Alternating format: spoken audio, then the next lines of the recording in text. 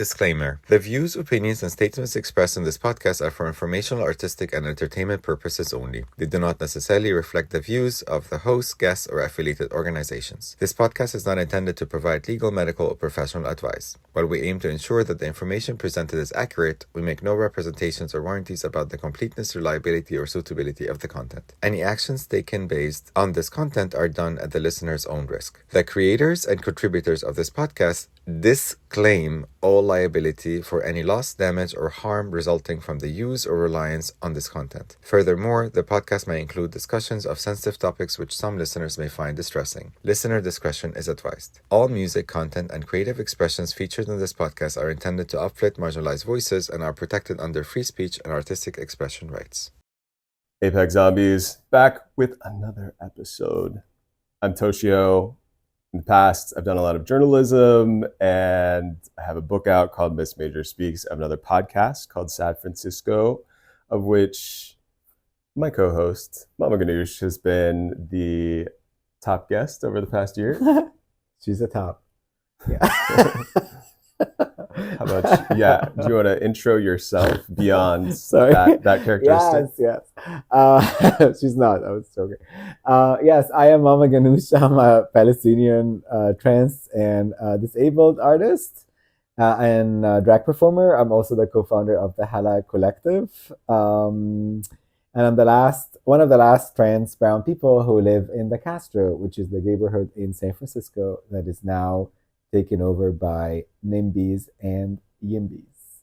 And if you want to know more about YIMBYs, you should check out San Francisco, the other podcast that Toshu does. Definitely do that. AIPAC Zombies. AIPAC is the American Israeli Public Affairs Committee. AIPAC Zombies, we are a little looser with the name. We're like talking about people who are funded by AIPAC, and thus have decided to pledge allegiance to the nationalist ideology behind the state of Israel. However, we're also going to talk about not just people who are directly funded by AIPAC. We're talking about people who are out in U.S. culture, who are propping up Israel in plethora of ways, not just in politics. So, and did I miss anything? Oh, yeah. AIPAC is the biggest PAC that gives money in politics in America. Thank you. Yeah, it's basically it's the PAC that runs your country, not the government. And they have spent over $100 million to support conservative politicians, to make sure that people who are progressive or even liberal that could support like Palestinian liberation or any other liberation is not winning. So they are a big force against all the anti-trans legislations. They are a big force against the genocide in Palestine. But sometimes also honestly, they work with both. So they fund Democrats as much as they fund Republicans. So that's one of the reasons the Democratic Party is getting more and more conservative. And last elections, our VP ran as a cop. Yeah. As Reagan. She was running as Reagan and she didn't win. Yeah. But it's a quick snapshot about AIPAC. So if you don't know about AIPAC, listen to more about these episodes, but also like do your own research and you would realize how much power they have in this country. Yep. Yeah. And on the show, we're sort of breaking down some of the characteristics of people who have been infected by the Zionist mind virus. Yes. People who are really trying to push the agenda of, the warmongering, the colonizing, the imperialism behind Israel. And we're kind of putting a face to some of the names that are out there who are really trying to influence culture in the US. Yeah. And anti-Zionism is not anti-Semitism, and we're not even talking about that. We're talking about facts about what AIPAC does. So if you're freaking out, if that might be anti-Semitic, trust me, it's not. That is a lie that has been propagated at length. I will talk about it. So break it down. I'm excited about who's the person today. All right. Well, I'll start by posing a question. Okay. To you, what is the point of a healthcare company or pharmaceutical company, anything that has to do with health and medicine. What's the point of it? Just keep people healthy. Outside of America, this is not what they do in America, but in general. A healthcare company is for people's well-being, mental, physical well-being, especially their health well-being. And I feel like a pharmaceutical company job is to find solutions for diseases and things that makes us as humans like living better and overall have a good welfare. Like, is that? Yeah, I mean, ideally in a utopia, in like an ideal world, but like here, yeah, you're right. These companies exist to make money for shareholders at whatever cost, even if they have to kill people. Right. And keeping people healthy is like maybe a happy side effect in some of the cases. Yeah. But in many of the cases, these companies exist as like sort of an impediment. Yeah. And so today, I'm going to talk a little bit about the in the wake of Luigi Mangione and the United Healthcare CEO Brian Thompson being shot allegedly by Luigi Mangione. We're going to talk about someone else who, like the United Healthcare CEO, is responsible for a lot of death and a lot of sort of sickness as a result of keeping people from the care that they need. Is it RuPaul? that bitch frags. That could be. Yeah, she could definitely be the subject of an episode in the future. Yeah. So today we're not talking about United Healthcare. We're talking about another pharma company called Valiant. Ooh. Have you heard of this company? I heard. I mean, I have multiple sclerosis. I have a shit ton of different medications that I take, so I feel like it kind of crossed my mind. Yes.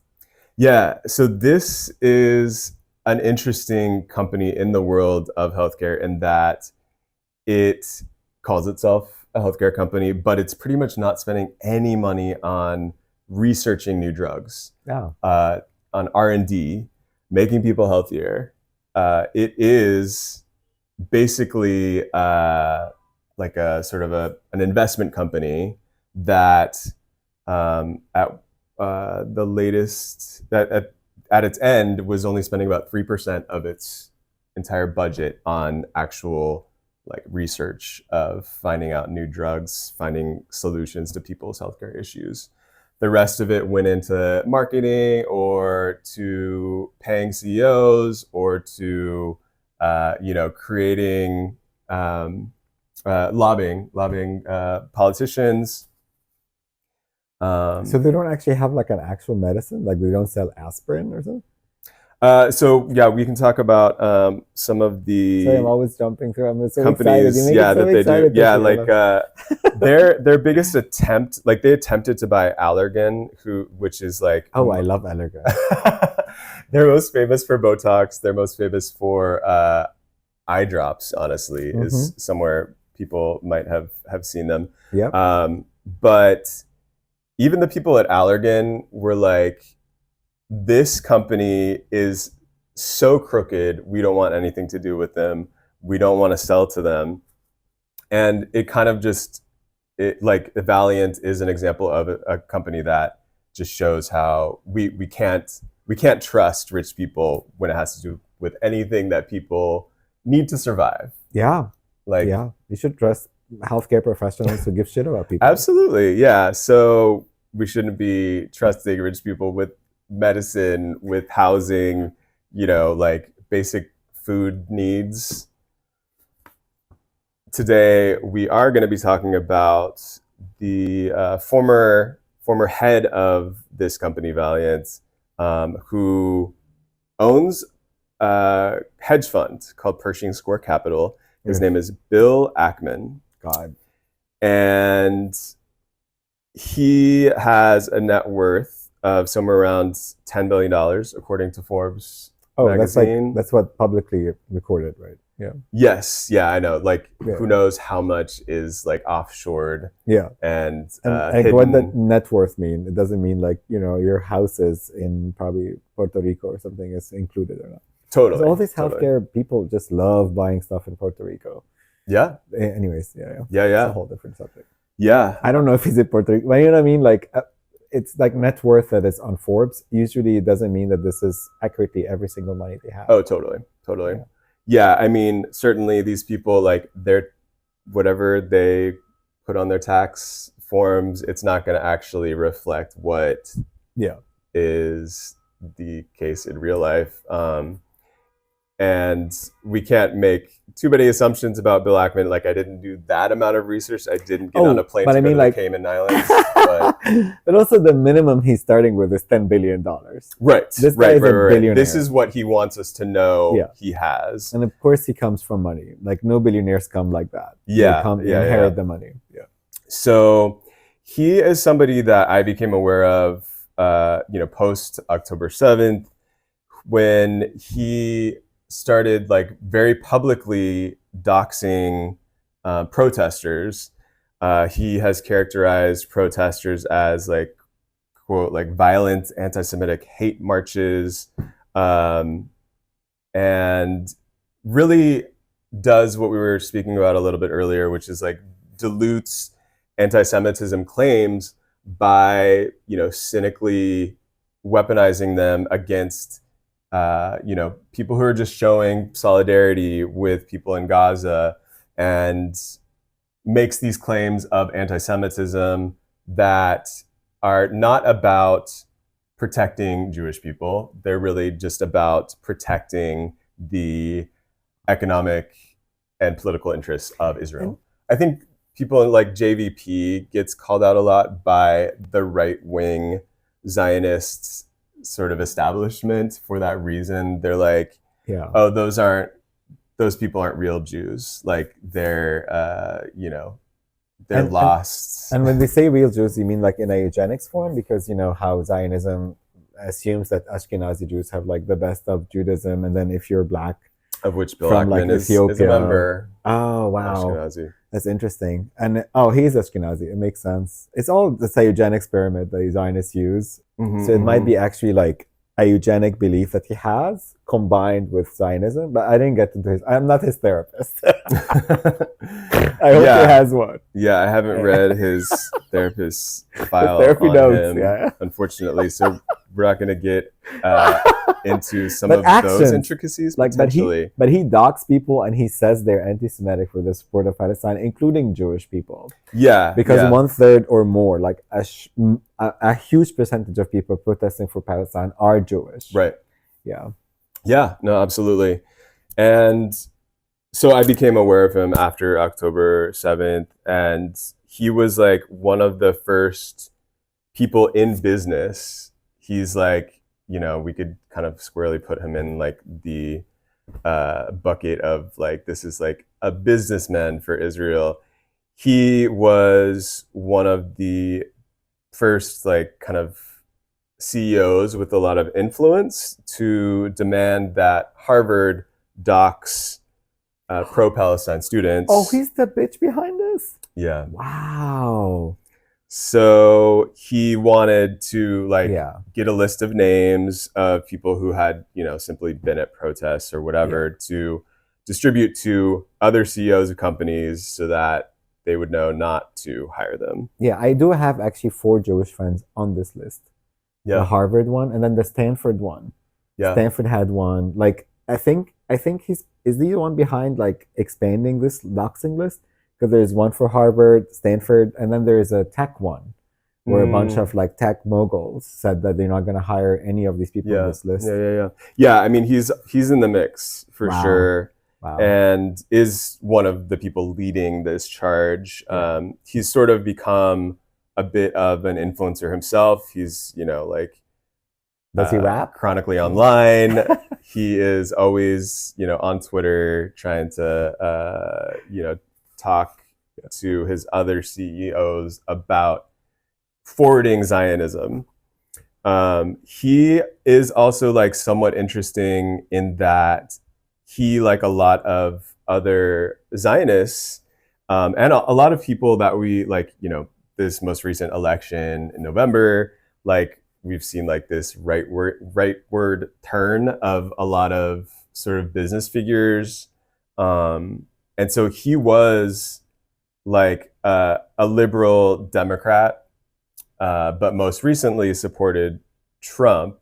And we've seen a lot of people in this, like, post Jordan Peterson, post, I guess, Joe Rogan world, like moving to the right, kind of like mask off, like maybe we're more of a liberal, like centrist Democrat before, but have really like moved rightward over the last few years. But it's also what benefits you more, like Totally. a billionaire narcissist maniac who will give you everything you want if you, like, you know what I mean, help him like with something, or like a Zionist cup, like, both of them are Zion. You know what I mean? I feel like it's all about personal. It is a selfish, it is a selfish impulse approach that these people are following because people usually think about morality in like liberals, like they assume this like morality about the Airbnb CEOs or like Facebook,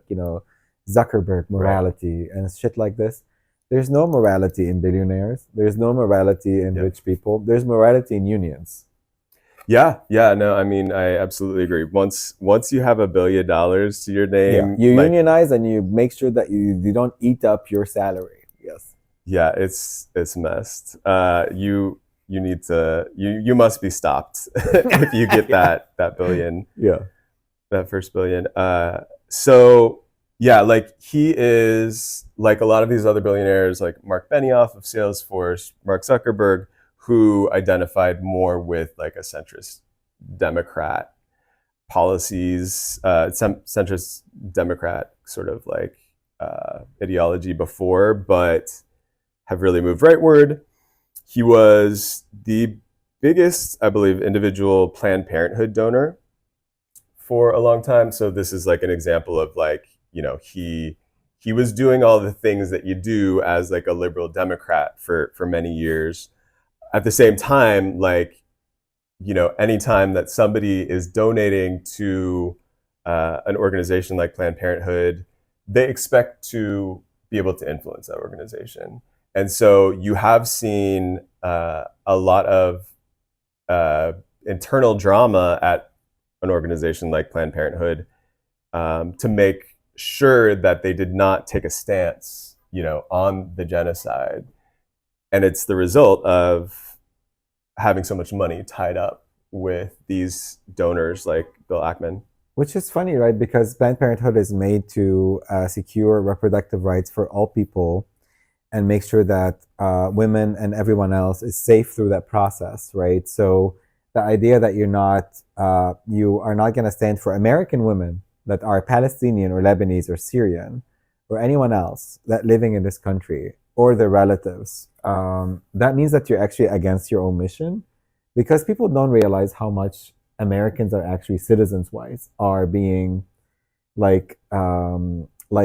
witnessing that genocide in Palestine, but also impacted by the war in Lebanon and other places. Mm-hmm. The other thing also that's funny from what you said is that the center liberal part, it's really as long as it doesn't touch your benefits, your money, or your Zionist ideology. Because again, he's racist. Yeah. If you're a Zionist and a eugenics person, you are racist. Yeah. Like, and that person is 100% like based on what he's like doing, doxing people. This is beyond racism. Yeah, no, and even like it is insidious and it's tricky because he, like, another one of the organizations that he supported was the Innocence Project, which is an organization that goes to death row using like DNA like evidence to show that people are actually innocent in some of these cases that were hugely racist and against mainly like Black and brown people, and the idea behind the Innocence Project is to like revisit these cases to make sure that people aren't in prison who didn't commit a crime. But also, these are all like nonprofits that he gets tax cuts when he pays for them. I'm like, maybe, I don't know. Again, I'm not his secretary or chief of staff, but I assume that he doesn't know half of these people that he invests to. Yeah. You know, probably his like tax company does this shit for him. No, it is true, because people who are so rich, I mean, you have donor advisement, like you aren't necessarily giving out the money directly. But these are some of that his, person is probably, because in America, if you're a billionaire, you pay what, 10% taxes of your income. You know what I mean? It's like a little bit more, but yeah, it's definitely. If you ever pay, like Trump didn't pay for a few years. Yeah. But I mean, like the idea that he's doing these things out of the goodness of his heart is just very, honestly, very naive. Yeah. And I mean, he grew up rich. He's 58, born back in 1966. He, this is kind of like the path that he has been on. He was like a Harvard legacy admission. So, his dad went to Harvard, and he did like do a thesis that, again, like sounds like sort of liberal on its face. And his thesis was called Scaling the Ivy Wall, the Jewish and Asian American Experience in Harvard Admissions. So in the 80s, he was in college doing like research on like racism and anti-Semitism in admissions to college. And he wrote this thesis because he was looking at how Harvard had like quotas for Jewish people back in the day.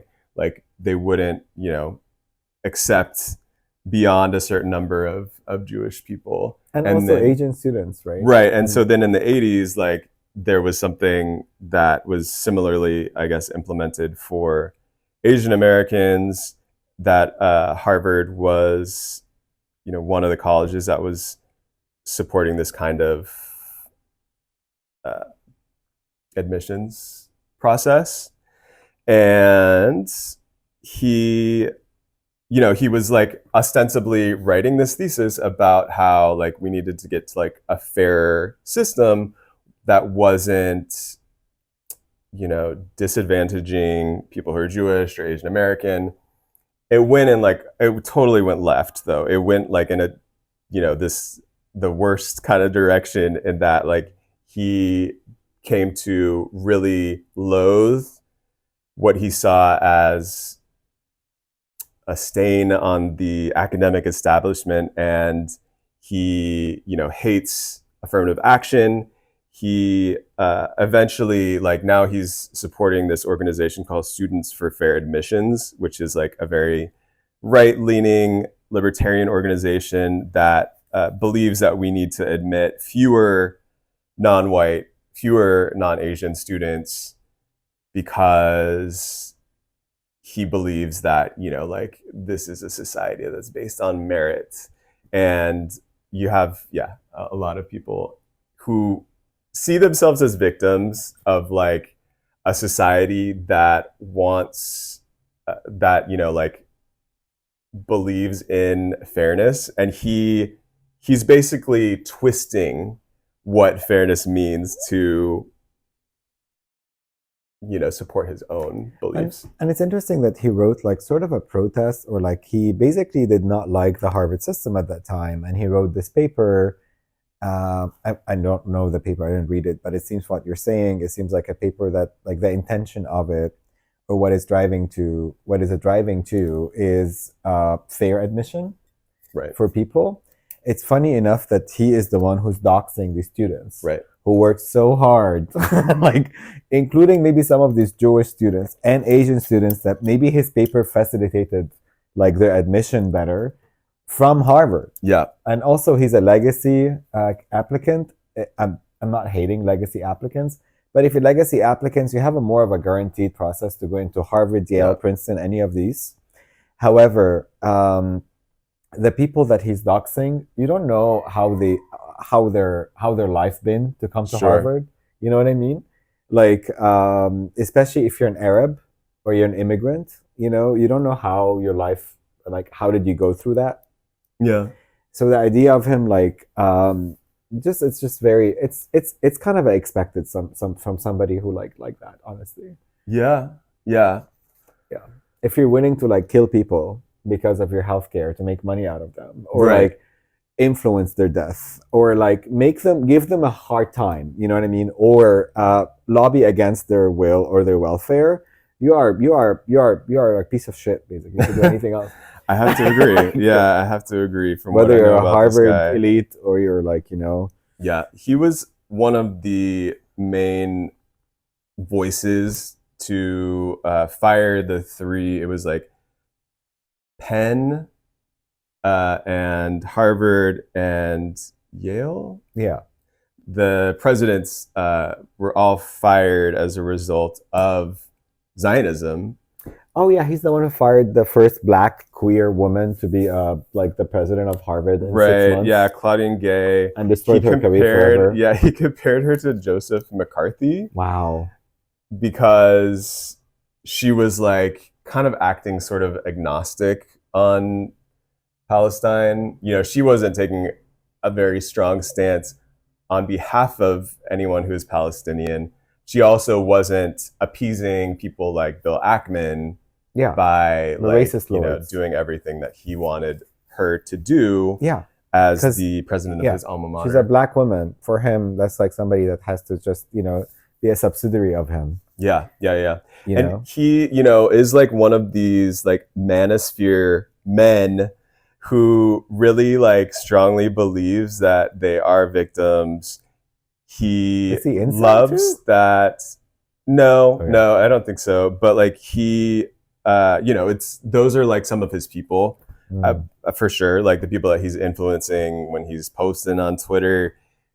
He loves like that he has an audience who regards him as like quote unquote brave for coming out against people like Claudine Gay, the Harvard president. Yeah, I don't really know. Like these people should not be like running the politics and healthcare of our country. Yeah. I mean, these for sure. Just because they have run a company like Valiant that, you know, makes its money off of denying people's healthcare or like providing no actual medical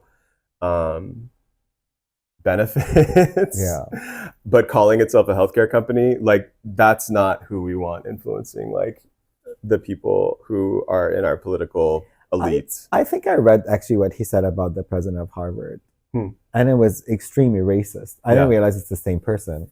Now it came back to me. I didn't realize Ackman, like it's Bill Ackman. Yeah, I mean he was kind of like the top, like force against it's like Claudine it's Gay. like very racist also in the term of like you're not expecting that person to submit to whatever the hell you want, you know. And even that she didn't take actually a stand. She basically said that anti-Semitism or like what was it called, like depends on the subject, on the context of something. You could consider it anti-Semitic or not, but in a historical content it's different because of the context of the class that you've been asked for, you know what I mean, in Congress.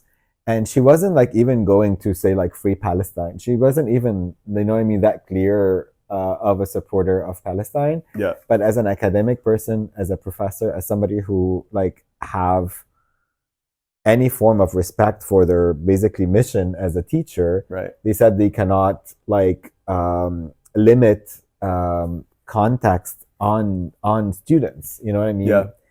I think also, like thinking about, do you believe, like as the president of a university, of an academic institution, that academic institutions are net positive for society? If so, then you need to be thinking about the fact that Israel has targeted all of the institutions of higher education in Gaza, like burn them to the ground. Including killing Harvard probably grads, you know what I mean, that are in Palestine. Because Palestinian society is one of the most educated per capita. And there's a lot of different academic institutions that are completely destroyed. Not Yeah. just the institution, the people are killed, the professors, the dossier, the research work. You have like displaced 100,000 of people outside of Palestine and then killed over 100,000. It is the Palestinian Holocaust. Yeah. Yeah. And he's not willing to like even allow some students to show care for that and give their opinion the same way he gave his opinion. Yeah. But of course, you know what I mean? He could give his opinion. He's in Right. the top 5% of the eugenic spectrum of Zionism as an Ashkenazi like Jew who's also rich, you know what I mean? So Right. I guess that's part of like not seeing anyone else but themselves. Yeah, no, he's holding on to like the funds. Like, will he or won't he disperse more of his, you know, alumni sort of donations to Harvard if Claudine Gay continues to be president? And ultimately, she was ousted. 6 months. In 6 months, the first female Black queer woman was taken out of her position in 6 months. Yeah. And then they gave her this thing about her being like, what do you call it in academia when you copy other people's work? Oh, yeah, for like plagiarizing or? Yeah, or forfeiting, that she forfeited some of her research. They basically made sure that she doesn't have like a career or respect and credibility in academia after that. Right. It's like vengeance against this poor Black woman. Yeah. Really. Well, it's funny because, not really funny, but like sort of ironic in that, so his wife, Bill Ackman, her name is Neri Oxman, and his second wife was the MIT professor in design and architecture from Haifa, Israel. She's Israeli? Yeah. Wow. They got married back in 2019, and she was around the same time found out to be like plagiarizing from sources such as Wikipedia. Wow. And it was like pretty undeniable. There's like Business Insider, the news website, like did some reporting on this. So she, let's see. She faced no consequences? She left her like official post from MIT. Like, you know, she got married to one of the world's richest people. So Yeah. she didn't need to be working. Let's just like go together and kill some Palestinians. Yeah. I mean, I guess, yeah. Expand the Haifa into, you know what I mean? Yeah, she's also like somebody who they both kind of had to like do a statement after, you know, Jeffrey Epstein. Yeah. Were they involved? Yeah, so wow. he gave like at least $800,000 to her lab. And then she had to come out later and say like, I regret having received funds from Jeffrey Epstein, you know, like just yeah. like you're friends with Jeffrey go through Epstein. the motions. But did she go to were they also known to be one of the, you know, people who visited him? I don't actually know if he's on like the flight log, so to speak. I should look. Yeah. But listeners, go check it out. Yeah. They definitely, you know, they like ran in the same circles. Yeah. She gifted Jeffrey Epstein a 3D printed marble after receiving one of the donations from him. Wow. So, you know, like, because I guess like 3D printing was one of the areas that she was and like people doing don't her know research. That Jeffrey Epstein was also a mega Zionist. Oh, yeah. Like he was a mega Zionist. Yeah. He's one of the ones, you know? Yeah. Yeah. His whole going after these presidents of these universities was another way to say like, look, don't become a leader of any of these like big American institutions and academia unless you are willing to like sign everything away to Zionism, to Israel. Don't even try it because you'll get like 6 months. We'll find a way to like get you out. The president of Harvard in 6 months, a president of Harvard who's a queer Black woman, which is like liberals love identity politics, but of course she earned her place to become like a director of Harvard. She probably maybe one of the first I'm not gonna say, but I'm sure she worked triple hard than anyone else to get there. I mean, that's kind of a scare tactic, honestly, but it's just a good invitation, maybe to understand academia. People, I mean, I don't really know how. What do you think the resolution of this? Like, how do people get out of this? Like it's been around, like Oxford, all of these universities always have this history of like legacy, have history of like supporting colonization, doing research to support army stuff. I'm curious, like, what would be like the out from someone like this if he docks the president of Harvard? Right. Yeah. I mean, this is like a huge moment for academia in the U.S. Like, period. It's time for people's power. It is really like, you know, it's an issue like faculty and students need to get together against this shit. I mean, there, you know, no academic institution out there is like 100% pure, or, you know, like it's not untainted by certain, like, by politics and, you know, internal drama. But I think, you know, there's like, people talk about how after people of color and women were like allowed to go into universities in the middle of the 1900s, the state became less willing to support students. So like, you know, the student debt wasn't the issue that it is now. Like, in fact, the UCs for decades up until the 60s were tuition free for people who lived in California. Same with the CSUs. And so right now, because academic institutions, like, if you are learning enough, if you're reading enough, I think that the logical conclusion that you will come to is that genocide is bad. Yeah. And having an intelligent populace is not good for Zionism. Yeah, and unfortunately, only 30% of white Americans go to college. So it's like it serves Zionists to have very weak academic institutions, to have them like sort of like in states of upheaval, and that's where they're at right now. And it's something that has needed to happen for a long time. Like, for sure, there are tons of problems with academia, but yeah, I mean, I don't know. I don't know what happens. Someone like this deprived the world from the research and the influence that somebody like this president could have done, or any other student they doxed. You know what I mean? Because the other thing is, like, I guess we're starting the American Dark Ages. We're in the American Dark Ages now. The US basically decline and Dark Ages.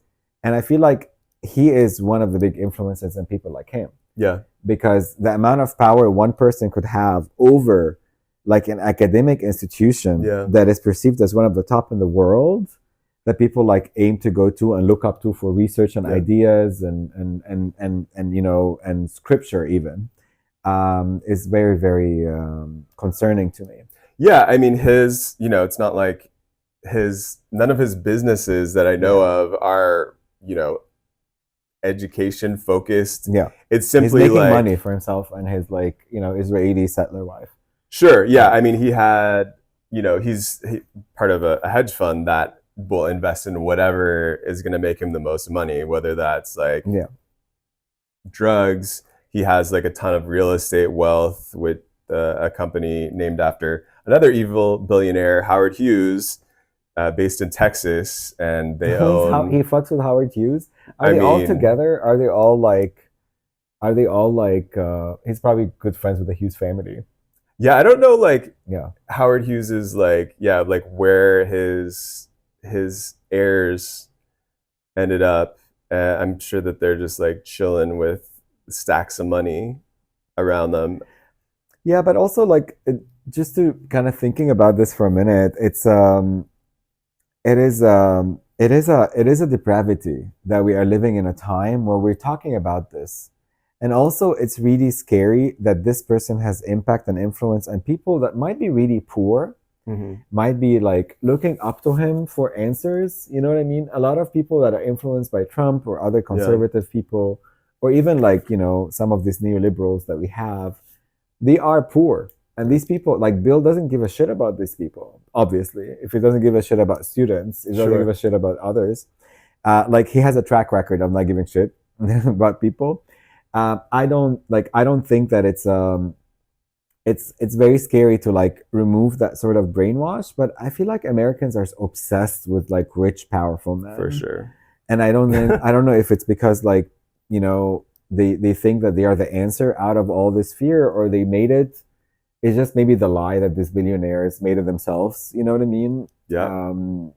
Yeah. Yeah. And I mean, you have people like Bill Ackman who are really trying to like mold themselves into like an influencer, like with his all the time that he's spending on Twitter and in the manosphere. Like he's all over like the sort of like man podcasts universe. Like there's like not a man focused podcast that he has not been on. So he's definitely he likes that kind of attention. He likes having fans, and unfortunately, we do live in a society where there's like, if Trump can make it, everyone could. All the billionaires wants to be presidents and influencers now. Yeah, only 10% of American workforce or less is unionized. Yeah, and I feel like just building people's power, we're more powerful than that person. Yeah, I mean, that is one place that there has been positive movement, like the academic workers unions that have come up, like in the UCs, like TAs have been unionizing, I know, and I'm sure this is only going to like continue to happen, especially as like, I mean, people can't like make ends meet who are teaching at these institutions where the tuition is like astronomical. Yeah.